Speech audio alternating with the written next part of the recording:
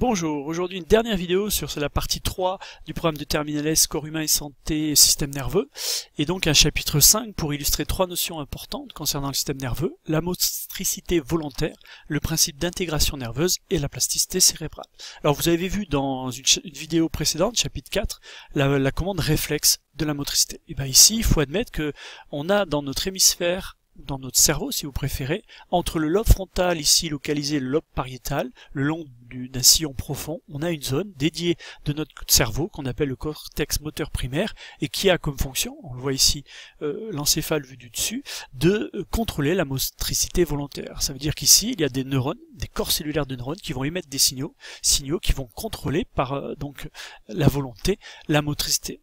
Vous avez ici donc l'encéphale vu du dessus. Alors évidemment, ce cortex moteur primaire est dans l'hémisphère gauche et on le retrouve à l'identique dans l'hémisphère droit. Alors ce cortex moteur en fait est constitué, si on le voit ici en coupe transversale, alors évidemment d'une partie blanche qui est composée de fibres axones dendrites, myélinisées souvent, et à la périphérie vous avez une zone qu'on appelle le cortex, composé de corps cellulaires de neurones, et ces corps cellulaires de neurones, vous voyez, en fait, dans ce cortex, toutes les parties musculaires de mon corps sont représentées. On a ici les muscles de la face, du visage, des lèvres, les muscles de la main, etc. Alors ce qu'il faut comprendre, c'est la deuxième notion importante, que si on a un cortex moteur primaire qui contrôle la motricité des muscles, on a ici dans notre cortex différents territoires. On a par exemple ici un territoire important qui contrôle les muscles de la face et des lèvres. Ça veut dire quoi un territoire important? Ça veut dire qu'ici on a un nombre important de corps cellulaires de neurones, on appelle ces neurones des neurones pyramidaux, vous verrez pourquoi, et ces corps cellulaires qui sont représentés ici, qui émettent évidemment des prolongements, et bien ces corps cellulaires, il y en a un nombre important, donc le territoire qui contrôle les muscles de ma face et de mes lèvres est un territoire important qui comprend de nombreux neurones. Et ce qui va se traduire évidemment par une motricité fine du visage, parce que chaque neurone va pouvoir contrôler une quantité faible de fibres musculaires. Donc un grand territoire dans mon cortex moteur primaire traduit une motricité fine. À l'opposé, vous pouvez avoir pour le cortex moteur primaire une zone qui est dédiée à la motricité du tronc, qui est beaucoup plus petite. On voit ici un petit territoire qui contrôle les muscles du tronc. Alors ça veut dire quoi? Ça veut dire qu'ici on a moins de corps cellulaires qui sont dédiés à la motricité des muscles du tronc, ce qui veut dire qu'on a une motricité plus grossière de cette partie du corps. Et du coup, si on veut traduire cette manière dont sont représentés les muscles de mon corps dans ce cortex moteur primaire, on arrive à cet homonculus moteur qui montre bien qu'on a de grands territoires pour contrôler avec finesse les muscles des mains, qui permettent de travailler des outils, d'écrire. Pareil pour le visage, la face, qui permet d'avoir des mimiques et qui sont des mimiques importantes dans la communication humaine. Et enfin, on a au contraire des zones de ce cortex moteur primaire qui sont donc restreints, peu de neurones qui contrôlent justement avec plus de grossièreté les muscles du tronc ou des jambes. Voilà la première idée à maîtriser. Deuxième idée, c'est comment ces neurones de ce cortex moteur primaire peuvent contrôler des muscles de mon corps, quelles sont les voies qui permettent à ces messages d'être transportés. Alors c'est assez simple. Ici vous reconnaissez donc en coupe transversale le cortex moteur primaire. On a représenté un neurone, alors il y a évidemment des milliards, mais un neurone, alors il a une particularité, il a un corps cellulaire en forme de pyramide avec son noyau. Du coup on parle de neurone pyramidal et on va parler de voie pyramidale motrice. Et bien ce sont ces neurones qui émettent des signaux, des messages nerveux, et ces messages nerveux sont transmis jusqu'à mes muscles. Alors sont transmis évidemment ici à un prolongement cytoplasmique qu'on appelle un axone. Chaque corps cellulaire du cortex moteur va émettre un prolongement axone, donc on va avoir des milliers de fibres axoniques ici.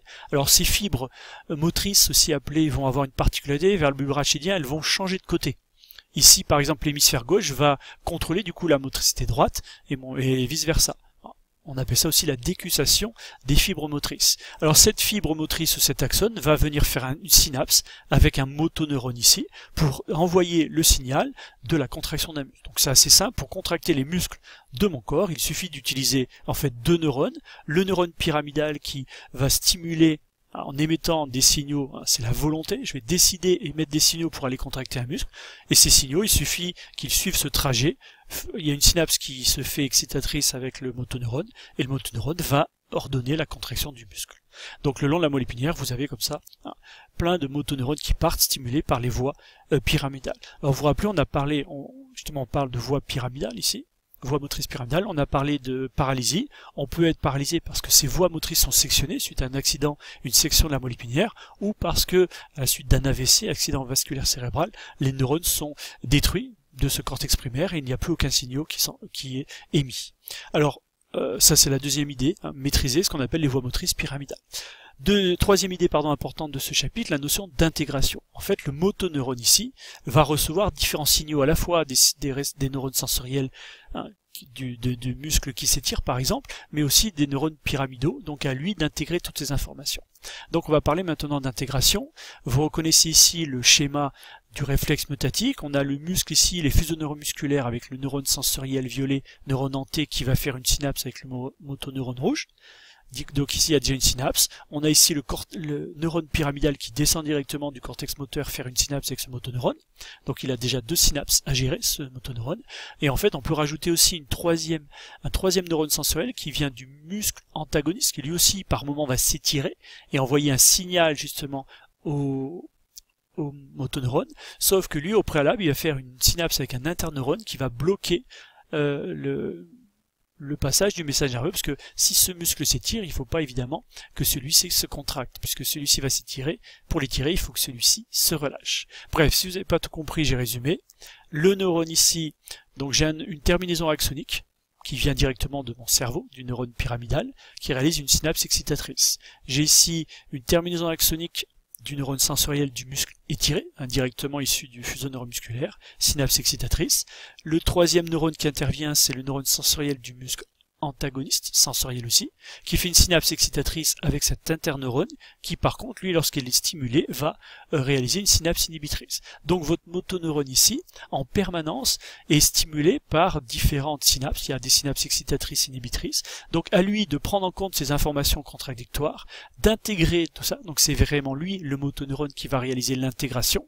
Et cette intégration va conduire à 2 réponses possibles, soit aucune réponse, donc il n'émet aucun PA, ce qui va ne pas provoquer de contraction musculaire, soit au contraire, cette intégration conduit à une certaine fréquence de PA, donc à la contraction du muscle. Donc à vous de comprendre comment s'opère cette intégration du motoneurone. Alors ici, j'ai essayé d'illustrer le principe de cette intégration. Mon neurone ici, avec son noyau, ça c'est le neurone postsynaptique, c'est l'équivalent de mon motoneurone dont je viens de parler, qui est le neurone intégrateur. Et ici, j'ai représenté 4 synapses. Si on regarde l'enregistrement dans l'élément postsynaptique, on s'aperçoit que cette synapse N1, quand elle fonctionne, provoque une légère dépolarisation, donc c'est une synapse excitatrice. Même raisonnement pour la synapse N3, N4.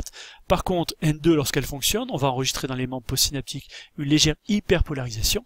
Donc N2 est une synapse inhibitrice. Donc on est bien dans le cas de figure d'un motoneurone qui peut être excité ou inhibé par différentes synapses. Alors l'intégration repose sur quoi? On va faire simple d'abord. Si on ne fait fonctionner que N1 seul, ça veut dire ici il y a 3 potentiels d'action qui arrivent, on fait fonctionner la synapse, on enregistre une légère dépolarisation, mais qui n'atteint pas le potentiel seuil de moins 50 mV, ce qui fait qu'on ne va pas faire naître de PA, et aucun PA ne va partir d'un élément postsynaptique. Par contre, si maintenant on fait fonctionner 2 fois de suite la synapse N1 et on fait arriver 3 PA et juste derrière 3 PA, on augmente la fréquence. Donc là en fait ce qui va se passer, ça va se traduire par ce graphique là, on va avoir l'arrivée des premiers potentiels d'action qui vont créer une légère dépolarisation, comme on l'avait vu là.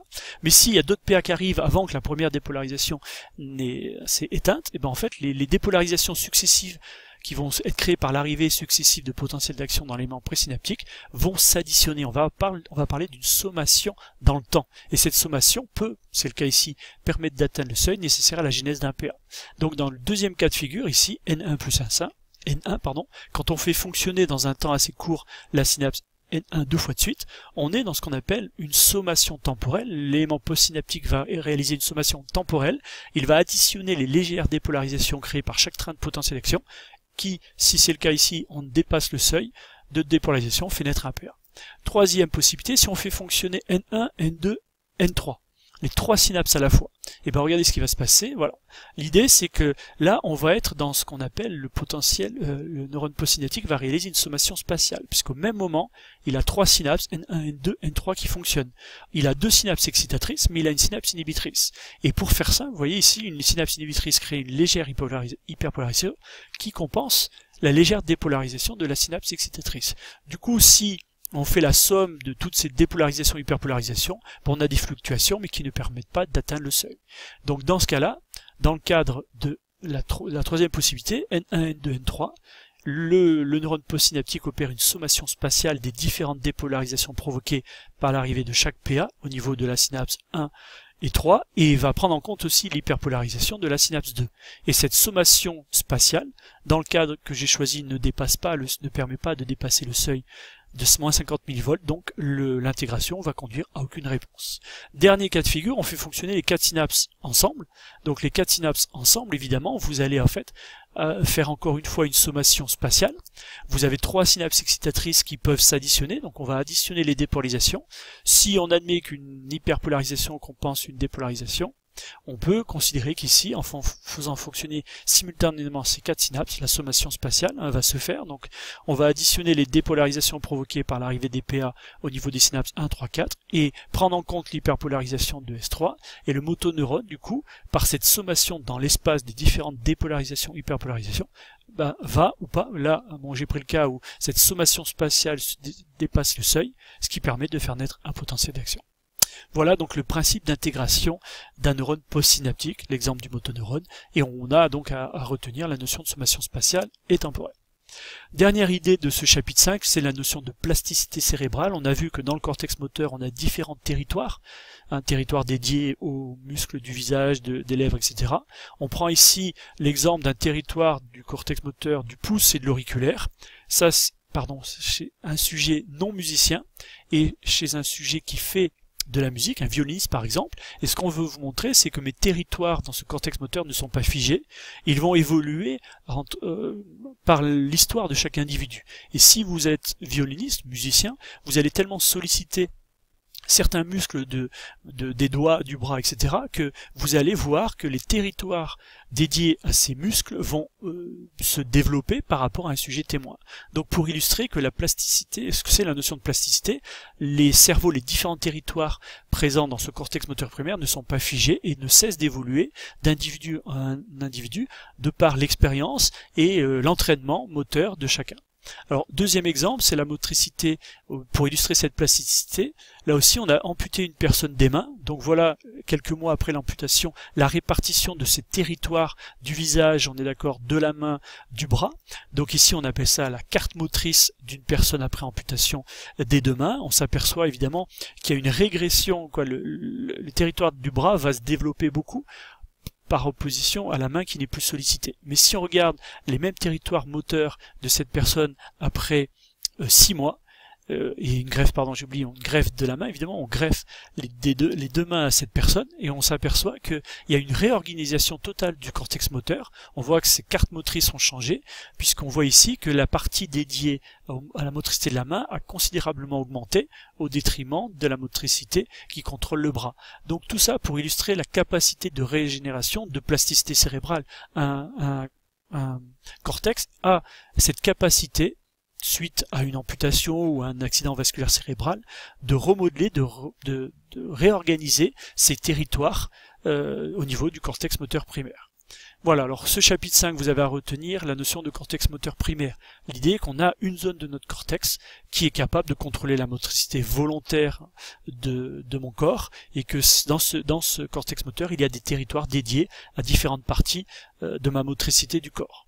Vous avez aussi à présenter, n'oubliez pas, les voies pyramidales, expliquer comment les neurones pyramidaux émettent des signaux et comment ces signaux sont entraînés, acheminés jusqu'au motoneurone pour que celui-ci apporte l'information au muscle. Donc là, on parle de voies pyramidales motrices. N'oubliez pas le principe d'intégration, un neurone postsynaptique, que ce soit le motoneurone ou n'importe quel neurone postsynaptique, est capable de réaliser une sommation temporelle et spatiale. Et cette sommation, dans le temps et dans l'espace, peut conduire, si elle dépasse le seuil de dépolarisation, à des PA, à une certaine fréquence, ou pas de potentiel d'action. Et n'oubliez pas l'idée de plasticité cérébrale.